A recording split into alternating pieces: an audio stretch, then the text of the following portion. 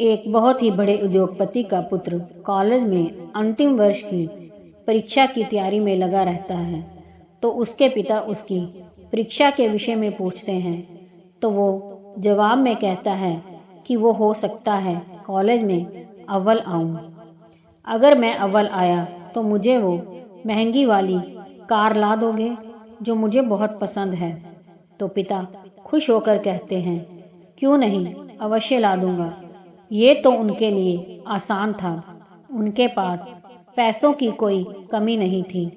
जब पुत्र ने सुना तो वो 2 गुने उत्साह से पढ़ाई में लग गया। रोज कॉलेज आते जाते वो शोरूम में रखी कार को निहारता और मन ही मन कल्पना करता कि वह अपनी मनपसंद कार चला रहा है।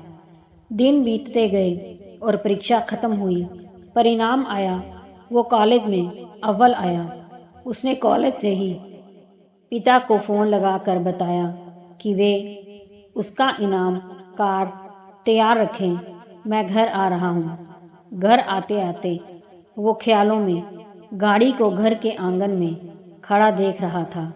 जैसे ही घर पहुंचा उसे वहां कोई कार नहीं दिखी। वो बुझे मन से पिता के कमरे में दाखिल हुआ। उसे देखते ही पिता ने गले लगाकर बधाई दी और उसके हाथ में कागज में लिपटी एक वस्तु थमाई और कहा, लो, यह तुम्हारा गिफ्ट।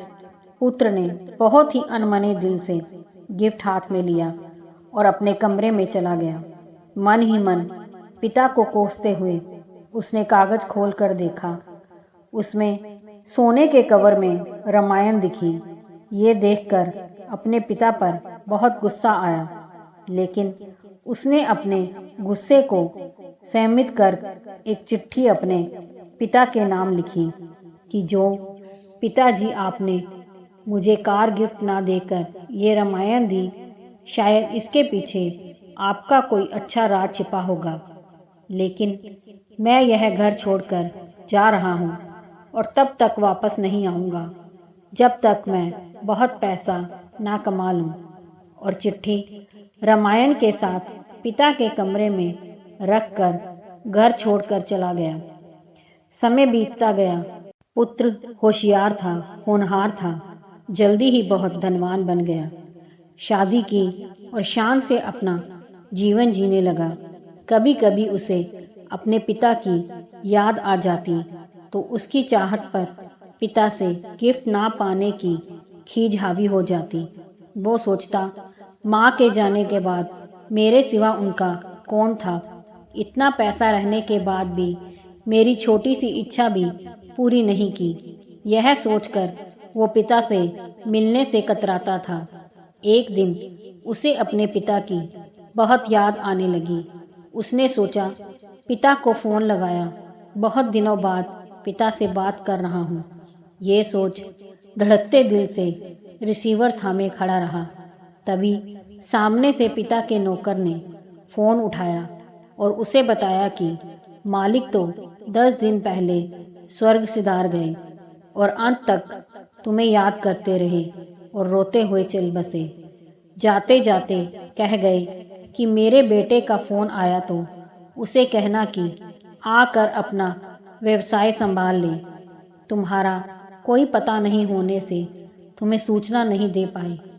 यह जानकर पुत्र को गहरा दुख हुआ और दुखी मन से अपने पिता के घर रवाना हुआ।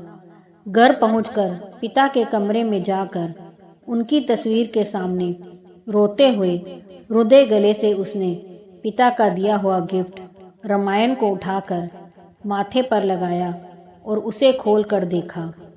पहले पन्ने पर पिता द्वारा लिखे वाक्य पढ़े, जिसमें लिखा था, मेरे प्यारे पुत्र, तुम दिन दुगनी रात चौगुनी तरक्की करो और साथ ही साथ मैं तुम्हें कुछ अच्छे संस्कार दे पाऊँ, ये सोचकर ये रामायण दे रहा हूँ।